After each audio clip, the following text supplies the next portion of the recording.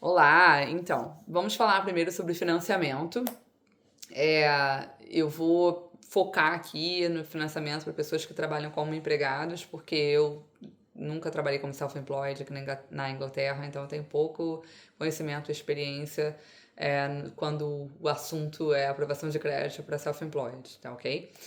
Bom, falando sobre imóvel financiado, o financiamento ele pode variar aí, né, entre 65% e 95%, geralmente é o que a gente vê de taxas assim, disponíveis no mercado. Eu desconheço se tem banco que financia 100%, não sei como funciona financiamentos abaixo de 65%. Esses são os padrões que a gente vê, assim, qualquer site que você entra de banco vai ver as taxas para esse perfil de financiamento. Para a pessoa que é empregado, o que conta para o financiamento em termos de limite de crédito não é apenas o que você pode pagar por mês, mas tem dois critérios que eles usam. Eles vão avaliar as suas despesas mensais, o que você gasta com comida, com transporte, alimentação. Desculpa, alimentação, comida, já falei. Mas enfim, vai olhar suas despesas mensais, mas isso também vai estar vai ficar limitado a um valor do que é equivalente ao seu salário bruto anual vezes 5, tá? Então, se no financiamento quem está entrando, por exemplo, é você e o seu marido, que foi aqui no meu caso, a sua esposa, eles, por exemplo, se os dois juntos ganham 50 mil por ano bruto, então o máximo que o banco vai financiar é 250, 50 vezes 5, ok? Adiciona isso, valor de bônus, para quem não trabalha aqui na Inglaterra, não sabe, mas a gente não tem 13º. Algumas empresas têm o bônus discricionário e outras não têm nada. E o bônus, como ele é discricionário, né, o banco não conta, mesmo que você tenha recebido bônus consistentes ao longo dos últimos 3 anos, o banco não vai contar o valor todo, ele vai sempre contar. Ele pega a média dos últimos 3 anos e geralmente aplica, sei lá, 50%. Cada banco tem um critério, tá?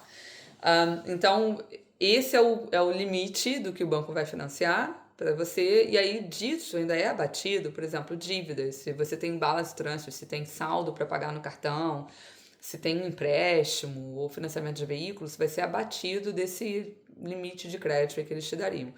Então, se você está pensando em comprar um imóvel financiado, comece o processo. Eu vou te falar 1 ano antes. E a primeira coisa que você tem que fazer não é procurar um imóvel, é procurar um mortgage advisor, ok? Mortgage advisor é tipo um corretor de financiamento. E existem dois tipos. Tem o Mortgage Advisor, que é independente, que ele vai trabalhar com uma variedade grande de bancos. Ele tem um sistema, um painel, onde ele vai procurar vários bancos que podem te oferecer financiamento e vai procurar o melhor deal para você. E tem o Mortgage Advisor do banco em si. Então, você pode proativamente ir num site tipo o Money Supermarket. Você vê lá que, sei lá, o Lloyd está com uma boa taxa. E aí você liga pro Lloyd e fala, marca uma reunião com o Mortgage Advisor do Lloyd, que é pago pelo Lloyd, empregado do Lloyds, tá? E ele vai te orientar em relação àquele processo junto ao Lloyds. Ele não vai olhar quais são as opções que você tem no mercado de financiamento. Aí, do pessoal que trabalha com vários, tem uma galera que cobra um valor da pessoa que está recebendo o financiamento, e tem a galera que não cobra da gente que está comprando, porque eles já recebem comissão do banco que fizer o financiamento pra gente. Eu, particularmente, nunca paguei pelo Mortgage Advisor, porque tem uma oferta muito grande de free advice, assim, para quem está comprando. Os bancos pagam um valor significativo para eles como corretagem, né? E é tudo transparente, tá tudo no contrato. Aí você fala, no final do dia sou eu que tô pagando. Cara, pode até ser, mas no final do dia, se você for também direto no site do banco e falar direto, o cara que tá trabalhando ali não vai ter uma comissão extra por causa disso, né? E as taxas são as mesmas, entendeu? Se você for direto com o banco ou não. Então, enfim, para mim é irrelevante. Eu sempre preferi trabalhar com as opções gratuitas, porque tudo, na hora que você vai comprar, cada centavo conta. Então, assim, junte o seu dinheiro. Ok? Então, vamos lá. Falando dos mortgage advisors, né? Essa pessoa vai te ajudar, vai olhar suas finanças com uma lupa assim detalhada. Eles já conhecem os critérios dos bancos, eles vão olhar pensão, dependendo da idade que você estiver pensando em se aposentar. Eles vão olhar tudo que você tem, vão te ajudar, já vão te dar o direcionamento. Ó, faz isso, faz aquilo, para você, quando chegar o momento, você já tá preparado, né? E não ter... Imagina, você vai, acha a casa dos sonhos e, não conseguiu financiamento, não dá. E aí, segunda etapa, uma vez você já esteja pronto, o ideal é sem dívida, com um bom score de crédito, de pontuação de crédito no mercado e tudo mais. Antes de você começar a procurar um imóvel, a outra coisa que você tem que fazer é um Agreement in Principle. Agreement in Principle é basicamente um banco, qualquer banco, não significa que você vai fazer aplicação de mortgage com eles. Qualquer banco vai te dar um Agreement in Principle, eles vão olhar, vão perguntar quanto você ganha, quanto você gasta, o valor do imóvel que você quer comprar, quanto você vai dar de depósito, vão fazer uma conta rapidinha ali numa calculadora eletrônica e vai dizer, ok, acho que a gente financiaria para você, obviamente, sujeito a análise de crédito e tudo mais. Aí com essa cartinha, sim, você vai para o mercado, porque você já vai saber até quanto você conseguiria financiar e as pessoas também não vão aceitar uma oferta que você faça num determinado imóvel se você não tem o dinheiro para pagar à vista ou não tem um Agreement in Principle. Agora, o Agreement in Principle, ele não é um contrato vinculado entre você e o banco. O banco basicamente diz assim, olha, é um perfil de cliente que eu acho que eu daria o financiamento para ele, entendeu? Assim, pela renda e tudo mais, ok. É isso, tá? Uma vez você tenha encontrado o imóvel e feito a oferta, aí com esse papel da oferta na mão, você vai voltar no Mortgage Advisor e vai pedir e vai fazer sua aplicação de mortgage. A oferta de financiamento que sai, que é o resultado final dessa aplicação de mortgage, ela está vinculada ao imóvel que você fez a oferta. Então, se no meio do caminho você mudar de ideia, resolver comprar em outro lugar, ou resolver até não comprar, né? Enfim. Mas se você resolver mudar o imóvel que você quer comprar, não é tipo no Brasil que tem uma carta de crédito que você, com aquela mesma carta você pode comprar em qualquer lugar. Você tem que começar o processo de novo. Então é importante você ter tomado, você saber, é exatamente isso que eu quero. Aí você vai e faz o mortgage, a sua aplicação. Porque eles vão também fazer as buscas de crédito. E essas buscas, elas ficam registradas. E quando registra, diminui a sua pontuação de crédito. Então, você não quer que tenha várias buscas de crédito, entendeu? No seu registro. E essa é uma outra dica também.